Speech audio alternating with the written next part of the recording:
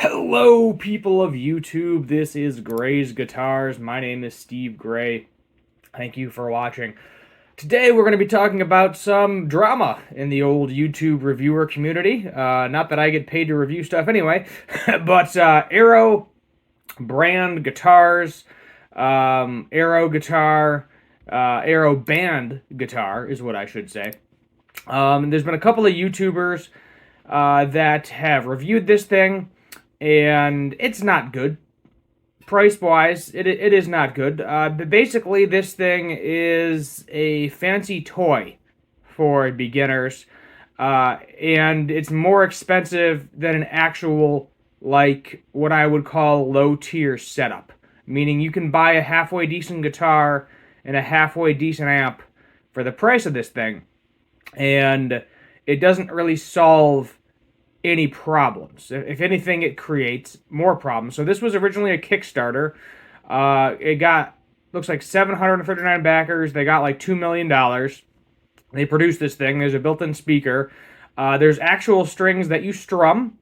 The fretboard is made out of silicone, so all the strings are silicone, and basically it's kind of like a fancy Guitar Hero controller, or you could even kind of consider it like a really fancy Rock Band controller, where you could actually fret individual notes.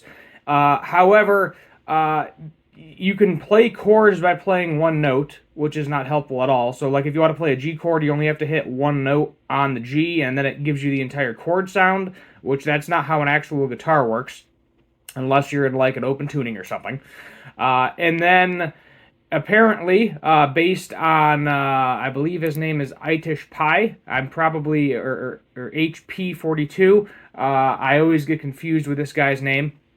He basically said he gave this to his wife, who is not a guitar player, and her finger still hurt with the silicone after playing for a while. So, yeah, that is a fun fact. So he did a review, and then I think there was one other review as well.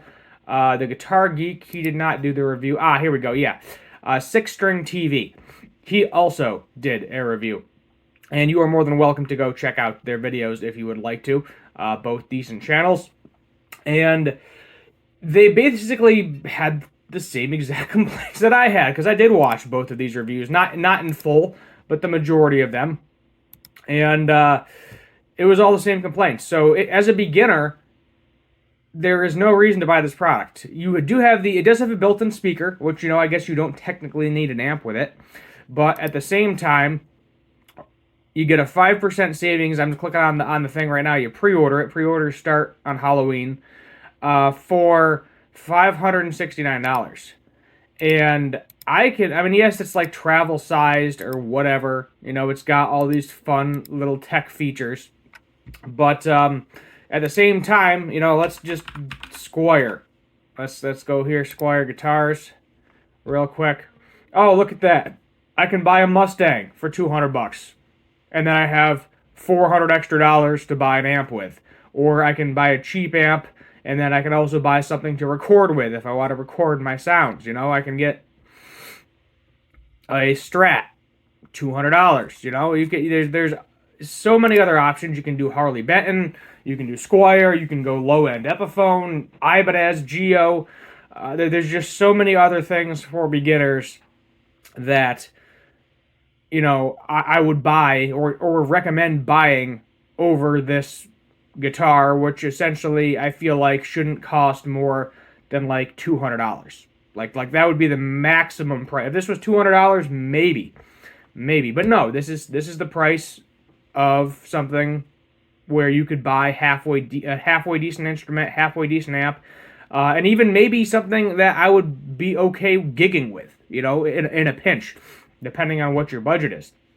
But the issue is, after a couple of unfavorable reviews, by Itish Pi or HP Pi, whatever his name is, by Six String TV, they decided to throw out legal action. And he's not specifically, Andy here, I believe is his name, is not specifically saying it's this company, but we all know it's this company because we've seen the unfavorable reviews. So essentially, how it works is if you want a review and you're a guitar company, you send your instrument to a, guitar influencer on YouTube, gear reviewer, and then they record their honest opinion, and then they make a video. If you want feedback, you send them the guitar and be like, hey, look, this is what we got, this is what we made, what is your feedback, let us know. You can do that too, because some companies do that as well. A lot of the guitar YouTubers, some will just take the money and do the video, give your honest opinion. Some are like, you know what, I don't like this, I don't like the idea of it, so no, do not send me that instrument, I do not want it. And a lot of them are just somewhere in between. Obviously it's a money situation. How much money are they going to pay for the review? Do they actually like the instrument? Do they actually want to advertise the instrument on their channel and risk losing credibility for telling people to buy something that is garbage? And is this instrument garbage? No. I don't think this instrument, I say that in quotations, is garbage. But that is the options they have. So they have plenty of different options. They don't have to review anything. It is all up to them if they choose to review it. At least that's how my understanding of it works. And they basically sent him and probably a few other YouTubers this email saying, you go ahead and do the video if you want, but you have to send it back to us first before you post it. You cannot post it until, we review it and determine if it's a good review. Because basically, they're trying to do some damage control, and they don't want more people crapping on their product. And they basically said, if you release this review, we may take legal action to you if it is unfavorable. So basically, if you make a video mentioning the brand and saying that it's a complete turd, then we will take legal action against you, because by you, agreeing to do the review, you're also agreeing to this kind of contract.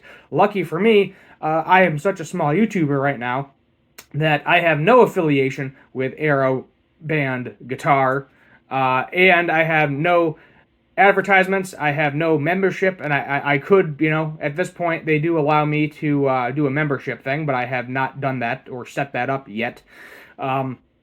But I am making $0 off of this channel, and I have been making $0 off of this channel since the beginning. So every time you see an instrument, I bought that with my own money. There is nobody giving me an instrument and saying, review this instrument. Nobody's paying me because I don't have the subscriber count for it at this point in time.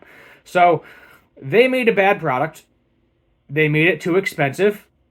YouTubers voiced their opinion on it, and then they got mad and decided to do some damage control, and now are threatening legal action if anyone releases another review of the guitar without their prior approval of releasing that video. And that's not how it works.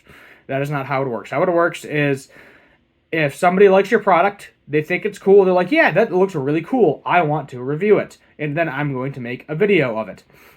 And you are going to pay me this amount of money for the review, whether it is favorable or not. And typically, if it's something where they like the guitar initially when they see it and they like the specs, they're probably going to give it a favorable review. There may be some minor things or some major things that when they get it are wrong with it, like fret sprout, pickups not working, necks not being aligned in the pocket, bad setups, string height, truss rod adjustments, things along those lines, and they typically mention that in the videos when I'm watching review videos.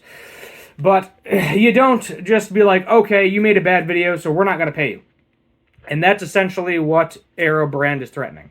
If you make a bad review of their product, they are threatening to not pay you. So let's say, they were going to be like, okay, we're going to give you a couple $1,000s. I think that's usually the rate for reviews, is usually a couple $1,000, depending on how many subscribers they have and how many views they suspect. So I've heard anywhere between $800 and $3,000 for a review, depending on what tier of YouTuber they are. So just for a range, if you are curious about what that range is. And that's how it works. They pay them because that influencer sells guitars. That's what they do. They are a reviewer, they are a salesman, they are a content creator, they are all of these things. And if you have a good product, they are going to boost it up and say, hey, this is a really cool product.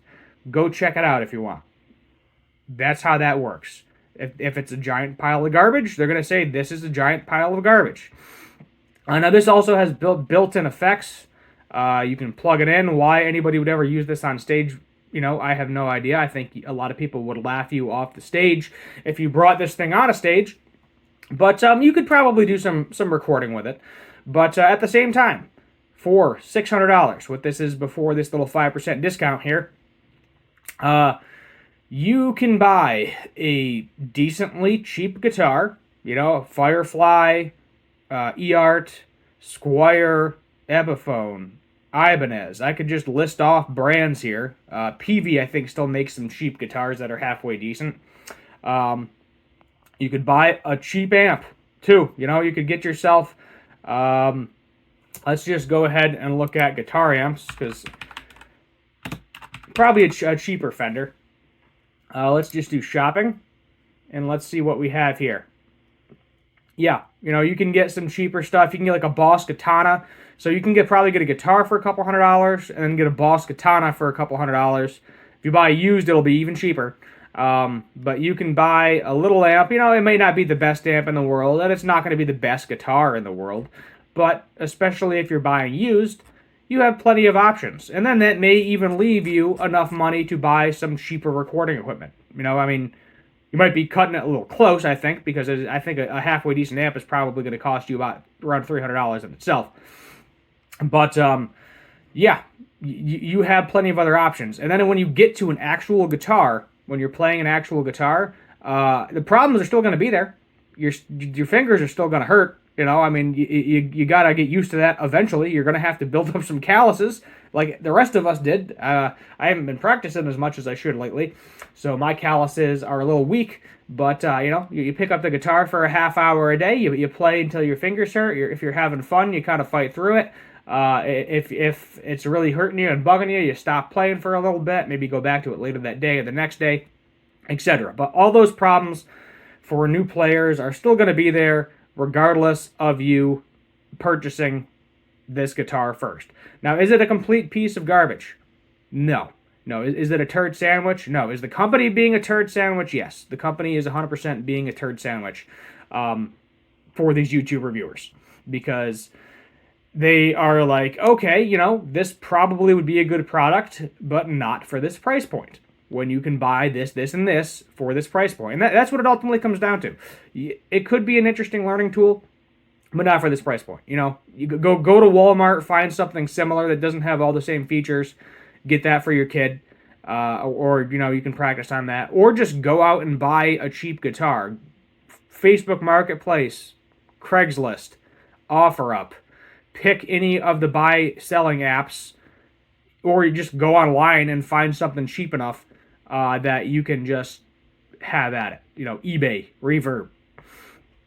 There's no point to this guitar, and now, well, for this price point, I should say, there's no point to buying this guitar, yet again, in quotation marks. And at the end of the day, every influencer is going to tell you, don't buy this, buy something else for this price point. It's like I can name you like 20 different brands for this price point that I would have you buy over this thing. If this was $200, sure, maybe I would be like, yeah, go buy it, go try it out. Not a big deal. But for $600, don't waste your money, don't waste your time. And not to mention, they are also being a turd sandwich of a company for threatening legal action against YouTubers that have been doing it for years. They know what they're doing. They have a system. It works with a lot of other brands. And just because you're getting an unfavorable review doesn't mean you get to further influence them. So that's how it is. AeroBand, if you're reading this or watching this, reading this, watching this, get your shit together. Just get it together, figure it out. Maybe ask the YouTubers what you think you can improve first. You think this is a finished product. They clearly do not think it's a finished product. And there's probably a bunch of features they think you can take out of this to make this significantly cheaper as well. So there you are. There you have it. Thank you for watching. Let me know your thoughts. I know this was a little bit of a longer video, but it's just kind of crazy. They see a brand new company doing this, because 9 out of 10, it is not going to end well for them, and no one is going to buy this thing.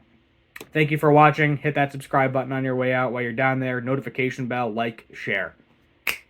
Have a good one.